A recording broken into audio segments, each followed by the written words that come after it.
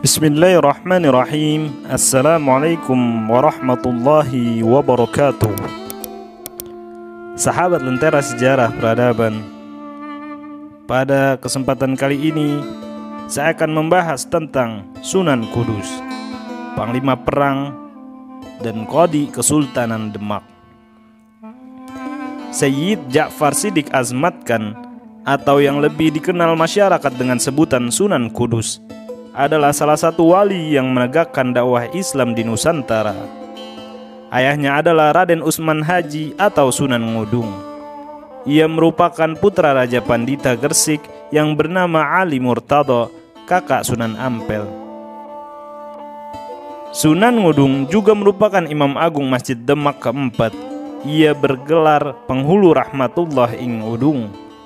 Sejarah mencatat Sunan Kudus memiliki pengaruh besar dalam perjuangan dakwah. Ia berperan dalam membangun fondasi peradaban Islam selama pertengahan era tahun 1500 sampai 1550 Masehi.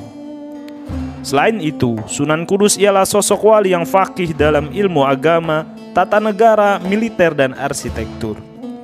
Dari ayahnya Sunan Ngudung dan juga gurunya Sunan Ampel, ia belajar ilmu agama dan kemiliteran. Bahkan ia juga berguru kepada Sunan Giri dan Kiai Tlingsing. Dari keduanya ia belajar berbagai ilmu, meliputi ilmu agama, hukum, arsitektur, serta teknologi pengolahan besi untuk alat-alat pertukangan, bahkan persenjataan.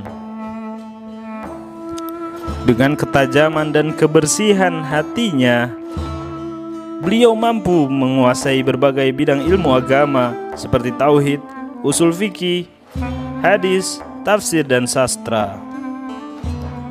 Menurut Solin Salam, kedalaman ilmunya inilah yang membuat beliau sangat terkenal dengan gelarnya Waliul Ilmi, penguasa ilmu.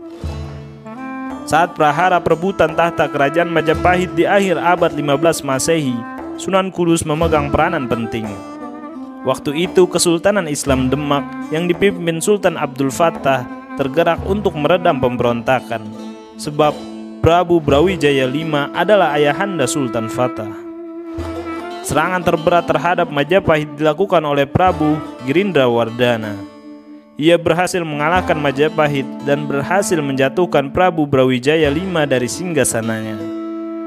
Sultan Abdul Fattah lalu memerintahkan pasukan Demak untuk memukul pasukan Girindrawardhana. Serangan pertama dipimpin oleh Sunan Udung yang diangkat sebagai Senopati Manggolo-Yuda.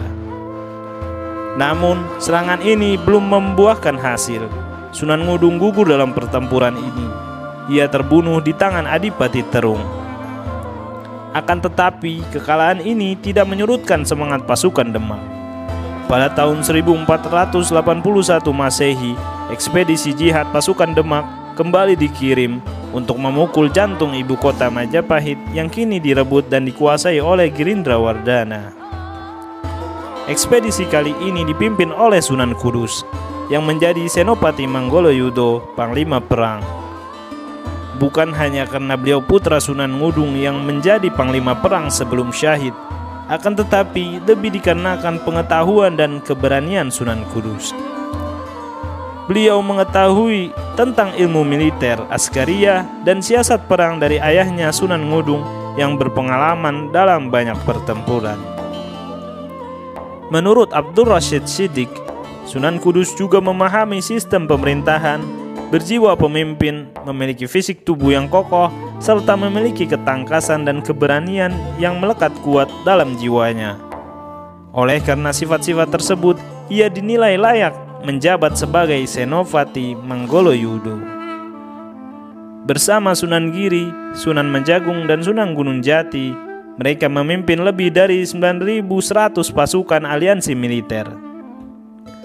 Pasukan itu diperkuat 40 prajurit dari Kampa, 7 prajurit Menjagung, 40 santri Cirebon, 7 prajurit dari Gunung Srandil, 7 prajurit khusus dari Andalusia, 40 orang murid Sunan Kalijaga, 7 prajurit dari Malaka, 40 prajurit dari Aceh, 7 prajurit dari Sukadana, dan sisanya berasal dari Demak.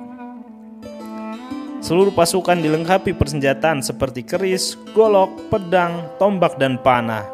Ada juga pasukan pemanah api yang diberi nama pasukan Sorogenen. Dalam perang ini, Sunan Kudus menggunakan siasat cerdik. Ia menggunakan strategi pengepungan atau yang dikenal dengan strategi supit urang.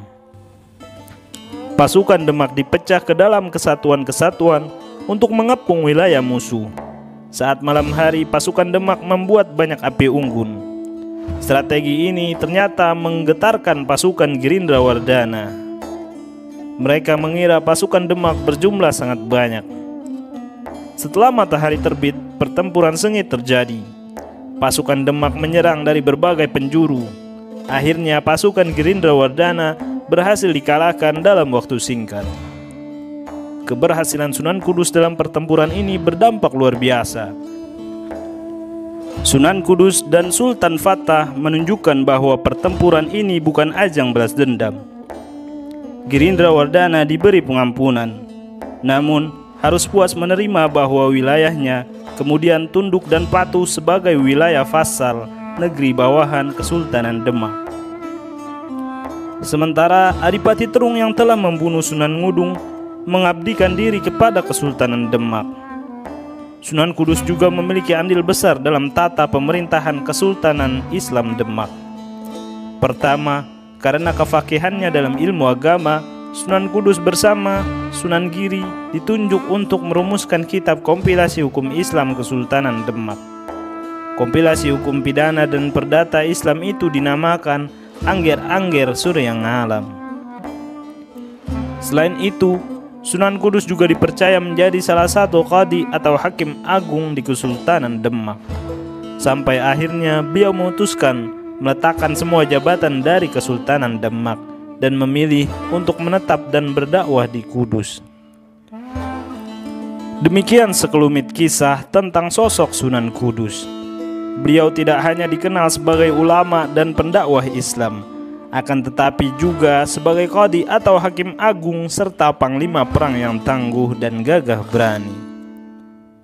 Wallahu a'lam bissawab. Wassalamualaikum warahmatullahi wabarakatuh.